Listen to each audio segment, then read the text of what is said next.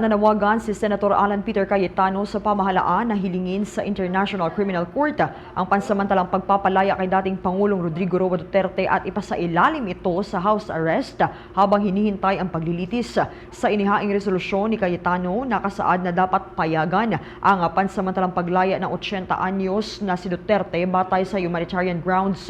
Dapat anyang bigyan ng karapatang ipalagay na inosente ang dating Pangulo hanggang napatunayang siya ay may sala batay na rin sa batas ng Pilipinas at maging sa internasyonal. Isa sa mga mungkahi ng resolusyon ay ang makipag-ugnayan sa International Criminal Court upang ilipat si Duterte sa Philippine Embassy sa The Hague, Netherlands at doon siya ilagay sa ilalim ng isang uri ng house arrest, modified house arrest o anumang kaayusang angkop ayon sa desisyon ng korte. Kailangan anyang sundin sa kaayusang ito ang anumang kondisyon na maaring ipataw na pre-trial chamber tulad ng mga limitasyon sa paggalaw, pananatili sa isang partikular na tahanan at pagbabawal na makipag-ugnayan sa mga biktima o saksi at pagsunod sa mga paanyaya ng korte. Binanggit din sa resolusyon ang lumalalang kalusugan ni Duterte na iniuugnay sa kanyang katandaan at matagal na pag-iisa. Babala nito, maaring lubhang maapektuhan ang kanyang pisikal at emosyonal na kalagayan kung mananatili siya sa kulungan.